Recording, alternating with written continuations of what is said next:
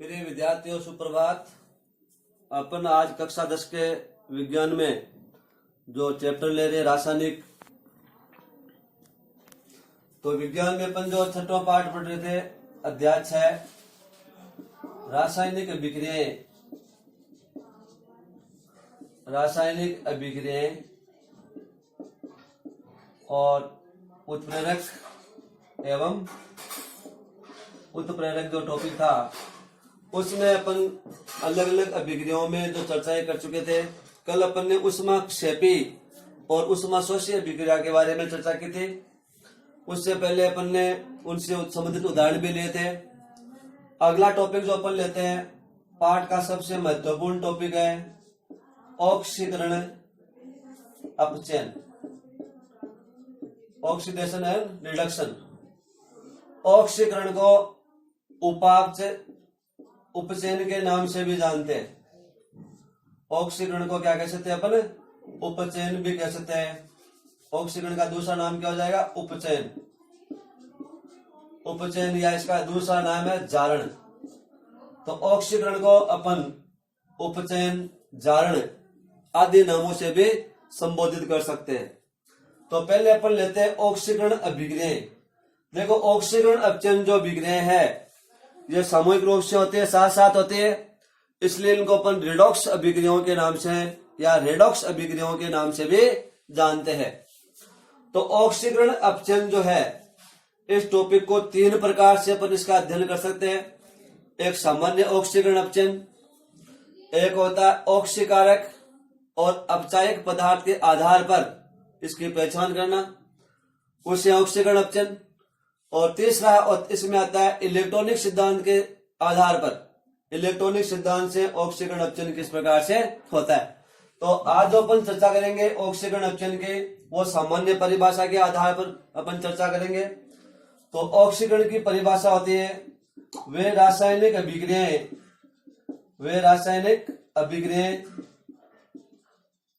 अभिक्रियाएं जिनमें ऑटो जुड़ती हो। ऑटो का मतलब होता है ऑक्सीजन। हाइड्रोजन हटती हो, H2 का हटना, हाइड्रोजन हटती हो। ऑक्सीजन ऋण विद्युतीय तत्व होता है। इसी प्रकार यदि कोई भी माइनस वाला ऋण विद्युतीय तत्व यदि जुड़ता है, तो वहां पे भी क्या होगा? ऑक्सीकरण होगा। तो अपन कह सकते हैं ऋण विद्युतीय तत्व है, ऋण विद्युतीय तत्व की वृद्धि होती हो। और हाइड्रोजन किसका होता है? प्लस का होता है। तो इसका मतलब धन विद्युतीय तत्व में क्या हो रही है? कमी हो रही है। तो धन विद्युतीय तत्व है, धन विद्युतीय तत्व में कमी होती हो, तो वो अभिक्रियाएं क्या कहलाएगी? ऑक्सीकरण अभिक्रियाएं कहलाते हैं। तो वे परिभाषा क्या हो जाएगी? वे रासायनिक अभिक्रियाएं जिनमें O2 जुड़ती हो, H2 हटती हो, ऋण विद्युतीय तत्व की वृद्धि होती हो, धन विद्युतीय तत्व की कमी होती हो, उन सभी अभिक्रियाओं को अपन ऑक्सीकरण के नाम से जानेंगे। इसी प्रकार दूसरा जो अपचयन है, वो ऑक्सीकरण का एकदम उल्टा है। यानी ऑक्सीकरण का क्या? एकदम विपरीत है। अर्थात O2 का हटना, H2 का जुड़ना, ऋण विद्युतीय तत्व की कमी होना और धन विद्युतीय तत्व में क्या होना? वृद्धि होना। धन विद्युतीय तत्व की वृद्धि। तो इसका मतलब परिभाषा क्या हो जाएगी? वे रासायनिक अभिक्रियाएं जिनमें ऑक्सीजन हटती हो, हाइड्रोजन जुड़ती हो, ऋण विद्युतीय तत्व की कमी होती हो, धन विद्युतीय तत्व की वृद्धि होती हो, उन सभी अभिक्रियाओं को अपन अपचयन अभिक्रियाओं के नाम से जानेंगे। तो ऑक्सीकरण और अपचयन दोनों अभिक्रियाएं क्या होती है? साथ साथ संपन्न होती है। इसलिए सामूहिक रूप से इनको रेडॉक्स अभिक्रिया या रिडॉक्स अभिक्रिया भी अपन कहते हैं। रिडॉक्स अभिक्रिया या रेडॉक्स अभिक्रियाओं के नाम से भी जाना जा सकता है। अर्थात ऑक्सीकरण और अपचयन दोनों वहां पे क्या होगी, साथ साथ संपन्न होगी। अब अपन इनके एक एक बारी बारी से उदाहरण लेंगे। सबसे पहले जैसे अपन ने इसके बारे में डिस्कस अपन ने किया, किन किन आधार पर अपन इसको ले सकते हैं। तो एक तो अपन जो लेते हैं इसका आधार O2 के हिसाब से, यानी ऑक्सीजन का जुड़ना या ऑक्सीजन का हटना। इसी प्रकार हाइड्रोजन का जुड़ना या हाइड्रोजन का हटना, ऋण तत्व की वृद्धि या ऋण तत्व की कमी, धन तत्व की वृद्धि या धन तत्व में कमी, वो क्या कहलाएंगे, इसके बारे में अपन इसके ऊपर चर्चा करेंगे।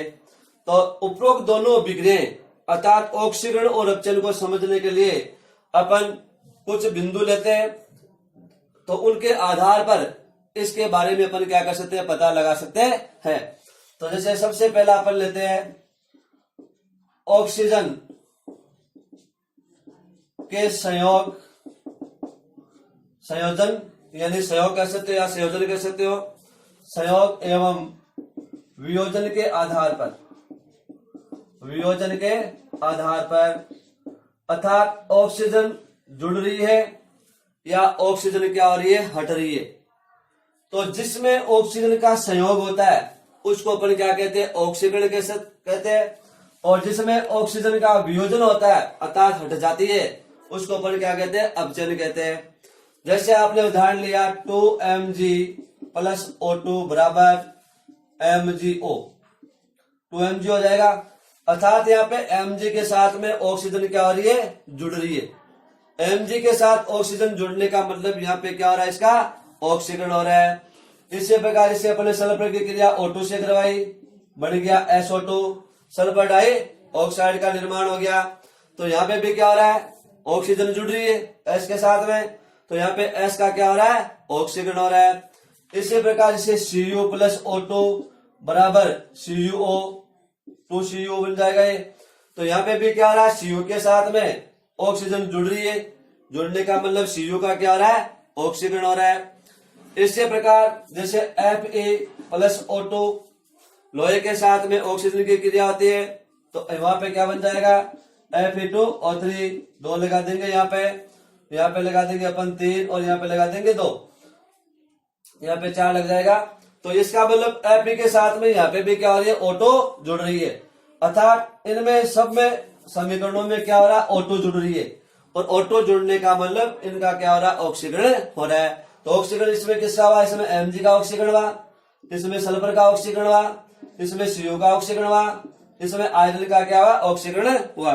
तो वे सभी अभिक्रियाएं जिनमें ऑक्सीजन जुड़ती है, ऑक्सीजन का सहयोग होता है, उनको अपन क्या बोलेंगे, ऑक्सीकरण अभिक्रियाओं के नाम से जानेंगे।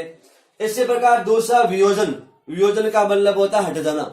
तो जिन अभिक्रियाओं में ऑक्सीजन का वियोजन होता है अर्थात ऑक्सीजन बाहर निकल जाती है, ऑक्सीजन वहां से चली जाती है, उन अभिक्रियाओं को अपन क्या बोलेंगे, वहां पे अपचयन अभिक्रियाओं के नाम से जानेंगे। जैसे उदाहरण के लिए KClO3 पोटेशियम क्लोरेट को गर्म करते हो KCl प्लस O2 में कन्वर्ट हो जाएगा। यहाँ पे लगा दिया आपने 2 और यहाँ पे लगा दिया आपने 3। तो यहाँ पे देखिए पोटेशियम क्लोराइड जो है, पोटेशियम क्लोराइड और ऑक्सीजन में क्या हो रहा है, कन्वर्ट हो रहा है। यदि ऑक्सीजन यहाँ पे बाहर निकल गई, इसमें से ऑक्सीजन क्या होगी, यहाँ से बाहर चले गई, तो ऑक्सीजन बाहर जाने का मतलब अभिक्रिया क्या हो गई है, अपचयन के नाम से जानेंगे। अर्थात यहाँ पे KCl जो है इसका क्या हो रहा है, अपचयन हो रहा है। इसी प्रकार जैसे MgO मैग्नीशियम ऑक्साइड जो है, इसको यदि तोड़ेंगे तो ये Mg प्लस O2 में कन्वर्ट हो जाएगा। अर्थात यहाँ पे Mg और O अलग अलग हो रहे हैं, तो Mg के साथ में O था, यहाँ से अलग हो गया, तो Mg का क्या हो गया, अपचयन हो गया। इसी प्रकार जैसे ZnO प्लस C कार्बन की क्रिया जिंक ऑक्साइड से अपन करवाते हैं, तो यहाँ पे बन जाएगा Zn plus CO, carbon mono oxide बन जाएगी। तो यहाँ पे Zn का क्या हो रहा है, ऑक्सीकरण हो रहा है। बाद में अपन लेते हैं अर्थात जैसे ऑक्सीजन के हटने या जुड़ने के आधार पर देखा। दूसरा तरीका हो गया हाइड्रोजन का वियोजन या संयोजन, अर्थात हाइड्रोजन का जुड़ना या हाइड्रोजन का हटना। तो हाइड्रोजन यदि हटती है अर्थात वियोजन होता है, तो वहां पे कौन सी अभिक्रिया होती है, ऑक्सीकरण अभिक्रिया आपको देखने को मिलती है। जैसे मान लीजिए H2S प्लस I2। आयोडीन की क्रिया यदि अपन हाइड्रोजन सल्फाइड से करवाते हैं तो वहां पे किसका निर्माण हो जाएगा, Hi प्लस S, 2Hi हो गया ये। तो देखिए यहाँ पे सल्फर क्या हो रही है, बाहर जा रही है, अर्थात सल्फर का क्या हो रहा है, सल्फर बाहर निकल रही है। तो सल्फर के साथ में हाइड्रोजन था, इसका मतलब हाइड्रोजन का वियोजन सल्फर के साथ से हाइड्रोजन क्या हो गया, अलग हो गया। तो सल्फर का यहाँ पे क्या हो गया, ऑक्सीकरण हो गया। इसी प्रकार आयोडीन के साथ देखिए पहले कोई जुड़ा हुआ नहीं था, परंतु विक्रिया के बाद में हाइड्रोजन क्या हो गया, जुड़ गया। तो यहाँ पे हाइड्रोजन का संयोग हो गया, तो आयोडीन का यहाँ पे क्या हो गया, अपचयन हो गया।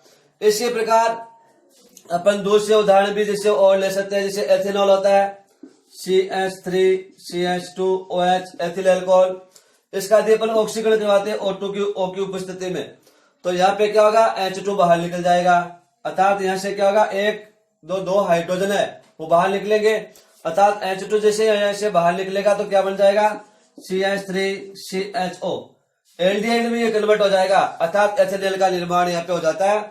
तो यहाँ पे इसका क्या हो गया, ऑक्सीकरण हो गया, क्योंकि हाइड्रोजन यहाँ से क्या हो रहा है, अलग हो रहा है। तो H2 का हटाना क्या कहलाएगा, यहाँ पे H2 का हटाना क्या कहलाएगा, ऑक्सीकरण कहलाएगा।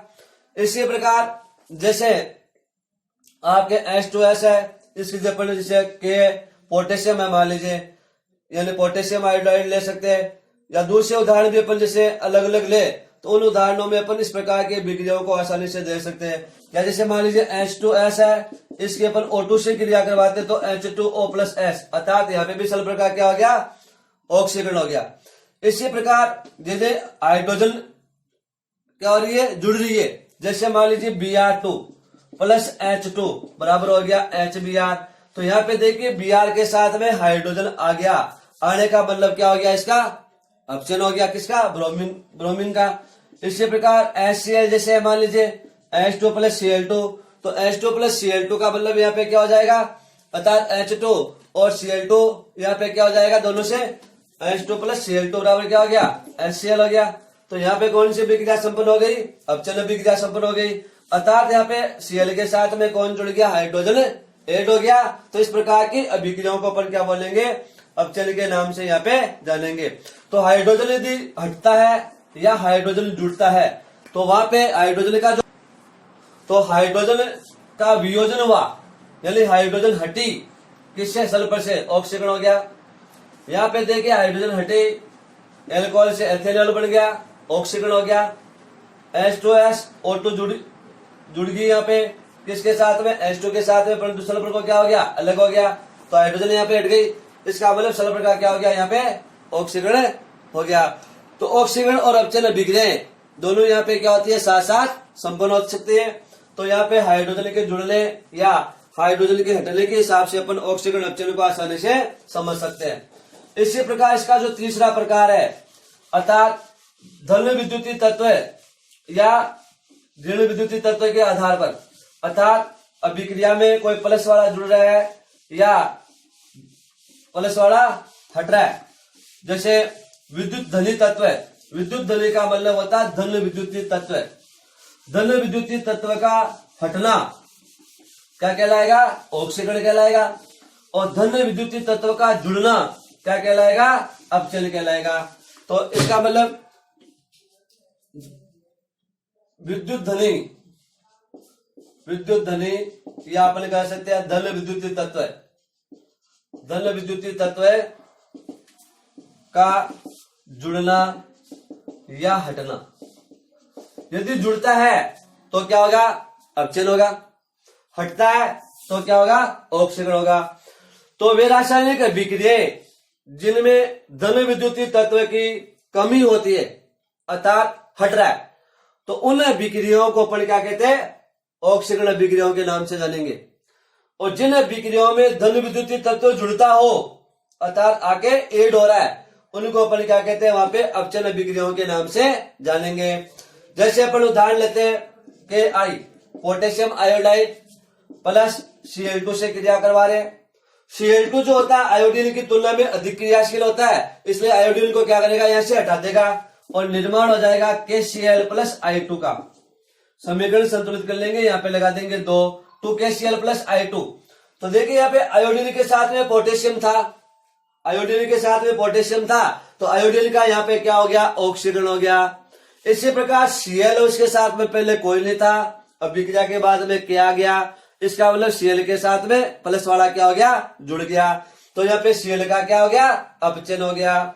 इसी प्रकार अपन जैसे दूसरा उदाहरण ले सकते हैं H2S, जैसे आपके H2S प्लस Cl2, ये हो जाएगा HCl प्लस S। सल्फर का यहाँ पे भी क्या हो गया, विस्थापन हो गया, हट गई सल्फर। तो सल्फर यहाँ पे अलग होने का मतलब सल्फर के साथ में H था, हाइड्रोजन अलग हो गई, धन विद्युतीय तत्व है, सल्फर का ऑक्सीकरण हो गया। Cl के साथ में था नहीं, H आ गया, जुड़ गया, धन विद्युतीय तत्व में क्या हो गई, बढ़ोतरी हो गई। तो क्या कहलाएगा, इसका अपचयन कहलाएगा। इसी प्रकार अपन जैसे H2O2 हाइड्रोजन प्रोक्साइड, इसकी क्रिया किससे करवाते हैं, पोटेशियम आयोडाइड से करवाते हैं, Ki से। अभिक्रिया जब होगी तो यहाँ पे बन जाएगा KOH प्लस I2। समीकरण संतुलित कर लेंगे, यहाँ पे लगा देंगे 2, यहाँ लग जाएगा 2। तो यहाँ पे पोटेशियम हाइड्रोक्साइड का निर्माण हो गया। तो आयोडीन के साथ में के था, यहाँ पे नहीं है, इसका मतलब धन की क्या हुई, कमी हुई, क्या कहलाएगा, ऑक्सीकरण कहलाएगा। किसका, आयोडीन का। आयोडीन का क्या हो गया, यहाँ पे ऑक्सीकरण हो गया। इसी प्रकार जैसे मान लीजिए Cl2 प्लस Mg बराबर हो गया MgCl2। MgCl जो है उसके साथ में पहले कोई नहीं है, अभिक्रिया के साथ में यहाँ पे Cl के साथ में Mg जुड़ गया, अभिक्रिया के बाद में Mg क्या हो गया, जुड़ गया। Mg कौन सा तत्व है, धन विद्युतीय तत्व है। तो यहाँ पे Cl का क्या हो गया, अपचयन हो गया। इसी प्रकार CuCl2 प्लस Cu बराबर Cu2Cl2। यहाँ पे देखिए एक कॉपर और जुड़ गया, कॉपर जुड़ने का मतलब धन की वृद्धि होगी। तो धन की वृद्धि होना क्या कहलाएगा, यहाँ पे अपचयन कहलाता है। तो धन विद्युतीय तत्व का आना या जाना, यानी धन विद्युतीय तत्व का हटना ऑक्सीकरण कहलाएगा, धन विद्युतीय तत्व का जुड़ना यहाँ पे क्या कहलाएगा, अपचयन कहलाएगा। तो इस प्रकार की अभिक्रियाओं को अपन यहाँ पे रेडॉक्स अभिक्रिया भी कह सकते हैं। तो यहाँ पे धन विद्युतीय तत्व के संयोजन या वियोजन के आधार पर अपन ऑक्सीकरण अपचयन की व्याख्या आसानी से कर सकते हैं। अलग अलग उदाहरण अपन इनके लेके इनके बारे में जानकारियां प्राप्त कर सकते हैं। इसी प्रकार चौथी बात जो इसकी थी, ऋण विद्युतीय तत्व की कमी या ऋण विद्युतीय तत्व की वृद्धि, अर्थात किसी अभिक्रिया में यदि ऋण तत्व यानी माइनस वाला आके जुड़ता है, इसका मतलब वृद्धि होगी, और वृद्धि होने का मतलब AgO2। इसी प्रकार माइनस वाले में कमी हो रही है, कमी होने का मतलब धन की वृद्धि हुई वहां पे, तो क्या कहलाएगा, वहां पे उसका अपचयन कहलाएगा। तो ऋण विद्युतीय तत्व, ऋण विद्युतीय तत्व का जुड़ना यानी वृद्धि या हटना यानी कमी, हटता है यानी कमी हो रही है, कमी होने का मतलब क्या हो जाएगा, अपचयन हो जाएगा, और वृद्धि होने का मतलब क्या हो गया, ऑक्सीकरण हो गया। तो ऋण विद्युतीय तत्व की कमी या वृद्धि के आधार पर वे रासायनिक अभिक्रियाएं जिनमें ऋण विद्युतीय तत्व का सहयोग होता है, ऋण विद्युतीय तत्व आके जुड़ता है, तो उन अभिक्रियाओं को अपन क्या कहते हैं, ऑक्सीकरण कहते हैं। अर्थात माइनस वाला क्या हो रहा है, जुड़ रहा है, ऋण तत्वों में क्या हो रही है, वृद्धि हो रही है। तो जिनमें ऋण तत्वों में वृद्धि होगी ऑक्सीकरण अभिक्रिया होगी, और वे अभिक्रियाएं जिनमें ऋण तत्व में कमी होती है, ऋण तत्व के का निष्कासन होता है, बाहर जाएगा तो कमी आएगी, उन अभिक्रियाओं को अपन क्या कहेंगे, अपचयन अभिक्रियाओं के नाम से जानेंगे। जैसे Mg प्लस Cl2, ये बन गया MgCl2। Mg अकेला है, अभिक्रिया के बाद Cl जुड़ गया, ये बन गया MgCl2। तो Mg के साथ में ऋण तत्वों में क्या हो रही है, वृद्धि हो रही है। Mg के साथ में ऋण तत्वों में क्या हो रही है, वृद्धि हो रही है, तो क्या कहलाएगा, ये ऑक्सीकरण कहलाएगा, किसका, Mg का। इसी प्रकार Na सोडियम प्लस H2O2, यानी सोडियम के की जो क्रिया है वो अपन किससे करवा रहे हैं, या मान लीजिए सोडियम की क्रिया आप Br2 से करवा रहे हो, किससे करवा रहे हो, Br2 से, तो क्या बन जाएगा, NaBr बन जाएगा, सोडियम ब्रोमाइड का निर्माण हो जाएगा। तो यहाँ पे देखिए सोडियम के साथ में Br जुड़ गया, ऋण तत्व की क्या हो गई, बढ़ोतरी हो गई, क्या कहलाएगा, ऑक्सीकरण कहलाएगा। इसी प्रकार FeCl2 प्लस Cl2 बराबर FeCl3, ये उदाहरण परीक्षा की दृष्टि से बहुत ज्यादा महत्वपूर्ण है।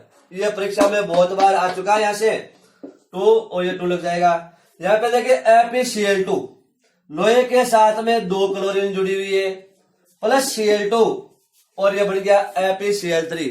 अब विक्रिया के बाद में Cl कितने हो गए? Fe के साथ में 3 हो गए। कितने Cl हो गए? 3। इसका मतलब एक Cl क्या हो गया? बढ़ गया। तो Cl का बढ़ना यहाँ पे क्या कहलाएगा? ऋण तत्व की वृद्धि होगी और ऋण तत्व की वृद्धि क्या कहलाती है? ऑक्सीकरण कहलाते हैं। तो इस प्रकार से ऋण तत्व की यदि वृद्धि होती है तो वहां पे क्या बन जाएगा? ऋण तत्व की वृद्धि होने का मतलब क्या हुआ? ऋण तत्व की वृद्धि का मतलब क्या हुआ? ऑक्सीकरण हुआ। इसी प्रकार इसी उदाहरण को अपन जैसे लेते हैं FeCl3 प्लस H2 यानी फेरिक क्लोराइड। FeCl3 का मतलब फेरिक क्लोराइड। फेरिक क्लोराइड की क्रिया यदि हाइड्रोजन से होती है तो बनता है FeCl2 प्लस HCl। दो लगा देंगे यहाँ पे। तो यहाँ पे देखिए आप, यहाँ पे भी 2 लग जाएगा। FeCl2 FeCl3 प्लस H2 अभिक्रिया हुई FeCl2 प्लस HCl, यानी Fe के साथ में 3 Cl थे। अभिक्रिया के बाद कितने हो गए? 2। एक Cl में क्या हुई? कमी हुई। इसका मतलब ऋण तत्व में क्या हुई? कमी हुई। तो ऋण विद्युतीय तत्व में जिन अभिक्रियाओं में कमी होती है उन अभिक्रियाओं को अपन क्या कहते हैं? अपचयन के नाम से जानेंगे। तो ऑक्सीकरण और अपचयन के जो अपन ने अलग अलग तरीके देखे, हाइड्रोजन का हटना या जुड़ना, ऑक्सीजन का हटना या जुड़ना, धन तत्व की कमी या वृद्धि, ऋण तत्व की कमी या वृद्धि। तो आपको ऑक्सीकरण अपचयन यहाँ पे देखने को मिला। और अमूमन अपन देखते हैं कि यदि एक का ऑक्सीकरण होता है तो दूसरे का कहीं ना कहीं अपचयन भी हो रहा होता है। तो इसका मतलब ऑक्सीकरण अपचयन अभिक्रियाओं में, यानी इन अभिक्रियाओं में क्या होता है? ऑक्सीकरण और अपचयन अभिक्रियाएं साथ साथ होती है। तो इसलिए इसका नाम क्या पड़ गया? रिडॉक्स अभिक्रिया पड़ गया। प्रश्न यहां से आ गया, रिडॉक्स अभिक्रिया किसे कहते हैं? मान लो रिडॉक्स का मतलब वे रासायनिक अभिक्रियाएं जिनमें ऑक्सीकरण व अपचयन दोनों अभिक्रियाएं साथ साथ संपन्न होती है, उन रासायनिक अभिक्रियाओं को रिडॉक्स अभिक्रिया के नाम से जानेंगे। रिडॉक्स अभिक्रिया का दूसरा नाम होता है अपव्यय, या इसको अपन कह सकते हैं अपव्यय अभिक्रिया के नाम से। अपव्यय अभिक्रिया या रिडॉक्स अभिक्रिया। तो इन अभिक्रियाओं में ऑक्सीकरण भी होता है, यानी ऑक्सीकरण व अपचयन साथ साथ संपन्न हो रही है। तो जिन अभिक्रियाओं में ऑक्सीकरण व अपचयन दोनों अभिक्रियाएं साथ साथ संपन्न होती है उन अभिक्रियाओं को रिडॉक्स अभिक्रियाओं के नाम से जाना जाता है।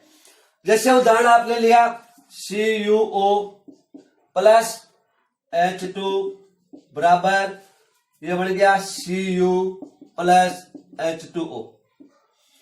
अब ये अभिक्रिया रिडॉक्स अभिक्रिया है। कैसे? यहां पे देखिए Cu है, उसके साथ O जुड़ा हुआ है। अभिक्रिया के बाद में Cu के साथ से O हट गया। इसमें H2 है, अभिक्रिया के बाद में H2 के साथ में O आ गया। तो ऑक्सीजन का हटना या जुड़ना, CuO के साथ में ऑक्सीजन है, यानी Cu के साथ में यहाँ पे O है, ऑक्सीजन है। अभिक्रिया के बाद में O क्या हो गई? हट गई। तो ऑक्सीजन का हटना क्या कहलाएगा? अपचयन कहलाएगा। तो Cu का क्या हो रहा है? अपचयन हो रहा है। इसी प्रकार H2 के साथ में कोई नहीं है, अभिक्रिया के साथ बाद में कौन आ गया? O आ गया। तो H का क्या हो गया? ऑक्सीकरण हो गया। क्या हो गया? H का ऑक्सीकरण। इसका मतलब अपचयन अभिक्रिया भी हुई